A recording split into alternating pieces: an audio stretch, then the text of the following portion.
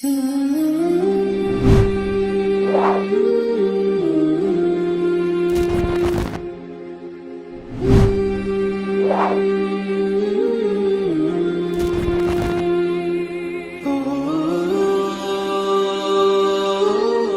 اللہ الرحمن الرحیم۔ مختصر القدوری کا چھٹا باب ہے کتاب الصلاۃ، سبق نمبر 22 میں خوش آمدید۔ آج کے سبق کے اندر ہم سجدہ سہو کے متعلقہ احکام پڑھیں گے۔ عبارت دیکھ لیں۔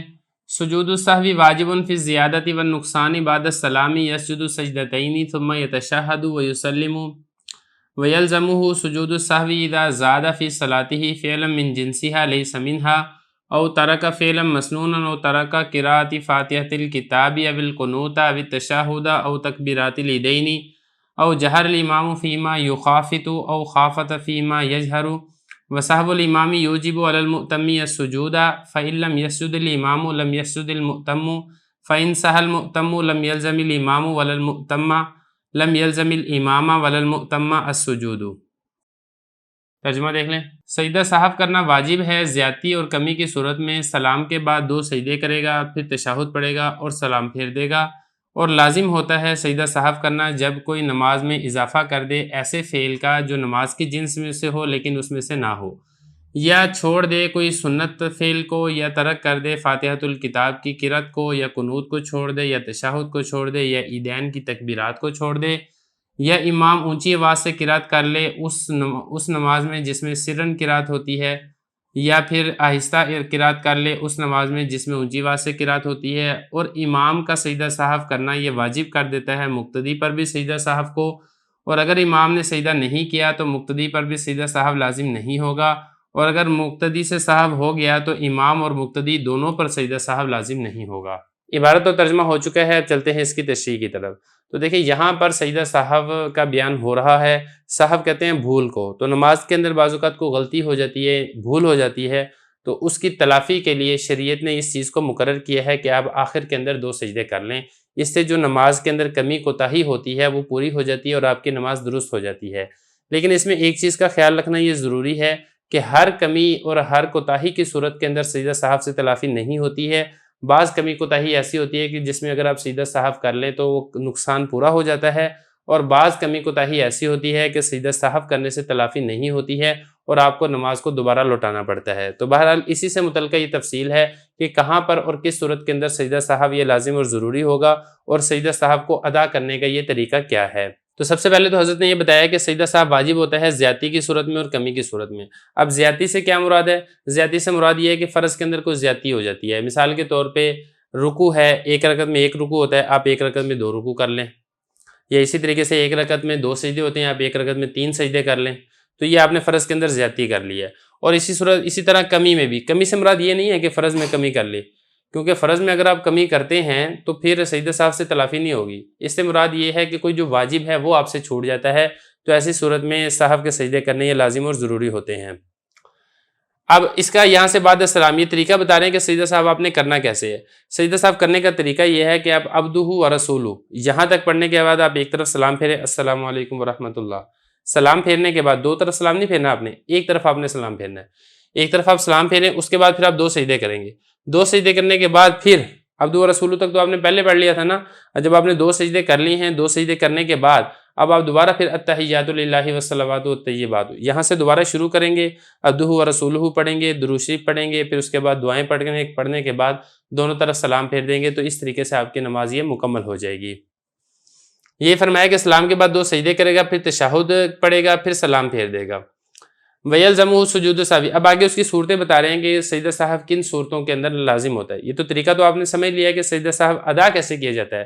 اب بتا رہے ہیں کہ کون سی صورت ہے جس میں آپ کا سجدہ سہو کا ادا کرنا یہ لازم اور ضروری ہوتا ہے۔ نمبر 1، اذا زاد فی صلاۃ فعلا من جنسها لیس منها، آپ نماز کے اندر کسی ایسی چیز کا اضافہ کر دیتے ہیں جو ہو تو نماز کی جنس میں سے لیکن نماز کا حصہ نہ ہو۔ جیسا کہ بالفرض فجر کی آپ نماز پڑھ رہے ہیں، تو اب فجر کی نماز ہے جو فرض ہے اس میں 2 رکوع ہوتے ہیں، ایک رکعت کے اندر 1 رکوع، دوسری رکعت کے اندر دوسرا رکوع، اور اسی طریقے سے 4 سجدے ہوتے ہیں، ایک رکعت کے اندر 2 سجدے، دوسری رکعت کے اندر 2 سجدے۔ اب آپ نے رکوع کی جنس سے ہی ایک اور رکوع کر لیا، مثال کے طور پہ ایک رکعت میں آپ نے 2 مرتبہ رکوع کر لیا، یہ اسی طریقے سے ایک رکعت کے اندر آپ نے 2 سجدوں کے بجائے 3 سجدے کر لیے.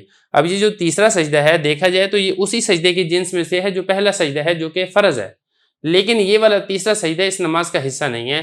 تو اس سجدہ کرنے کی وجہ سے آپ پر لازم اور ضروری ہے کہ آپ آخر میں سجدہ سہو کر کے اس جو آپ سے کوتاہی ہوئی ہے اس کوتاہی کی آپ تلافی کر لیں. یہ فرمایا کہ سجدہ سہو لازم ہوتا ہے جب وہ اضافہ کر دے نماز میں کوئی ایسا فعل جو اس نماز کی جنس میں سے ہو لیکن اس نماز کا حصہ نہ ہو. نمبر 1. نمبر 2. او ترک فعل مسنون، یا کوئی سنت فعل کو ترک کر دے. دیکھیں یہاں سے تھوڑی سی آپ سمجھ لیں کہ سنت سے مراد یہاں پر واجب ہے، کہ کوئی واجب فعل اگر چھوڑ دیا جائے تو پھر سجدہ سہو لازم ہوتا ہے، کیونکہ سنت کے ترک کرنے کی وجہ سے سجدہ سہو لازم نہیں ہوتا. تو اس لیے یا تو آپ یہ کہیں کہ اس سنت سے مراد واجب ہے، یا پھر آپ یہاں پہ یہ کہیں کہ حضرت سے تھوڑا سا تسامح ہو گیا ہے. فرمایا کہ اگر اس نے کوئی مسنون فعل ترک کر دیا تو تب بھی سجدہ سہو لازم ہے. یہ اسی طریقے سے فاتحۃ الکتاب کی جو قرات ہے، سورہ فاتحہ کی قرات، یہ بھی واجب ہے. اگر کسی نے سورہ فاتحہ نہیں پڑھی تو تب بھی آخر میں سجدہ سہو لازم ہے. یہ اسی طریقے سے اس سے کوئی قنوت پڑھنا بھول گیا، وطر پڑھ رہا تھا، وطر میں قنوت اس سے رہ گئی، تیسری رکعت میں کھڑا ہوا، سورت پڑھی، ساتھ سورت ملائی، اب دعائے قنوت پڑھنی تھی لیکن وہ بھول کے رکوع میں چلا گیا جیسے کہ عام طور پہ ہوتا ہے، تو ایسی صورت میں بھی آخر میں وہ سجدہ سہو کرے گا. یا اسی طریقے سے تشہد بھول گیا، یا اسی طریقے سے جو عیدین کی زائد تکبیرات ہوتی ہیں 6 تکبیرات، یہ بھی واجب ہوتی ہیں، تو یہ بھی اگر بھول گیا تو تب بھی آخر میں سجدہ سہو کرے گا. لیکن آپ یہ خیال رکھیں کہ یہ جو ہے نا یہ بھول کی صورت میں، جان بوجھ کر نہیں ہے. اگر جان بوجھ کے اس نے سورہ فاتحہ نہیں پڑھی، یا جان بوجھ کے اس نے تشہد نہیں پڑھا، یا جان بوجھ کے اس نے تکبیرات نہیں پڑھی، تو جان بوجھ کے صورت میں پھر یہ نہیں ہے، پھر وہ نماز دوبارہ پڑھنی پڑے گی. یہ بھول کی صورت میں ہے. یہ اسی طریقے سے امام نے جہری قرات کر لی اس نماز میں جس میں سری قرات ہوتی ہے، مخفی قرات ہوتی ہے. اب ظہر ہے، عصر ہے، ان 2 نمازوں کے اندر مخفی قرات ہوتی ہے، لیکن امام نے بھول کر اونچی آواز سے قرات شروع کر دی، تو اب اس صورت میں بھی سجدہ سہو واجب ہوگا.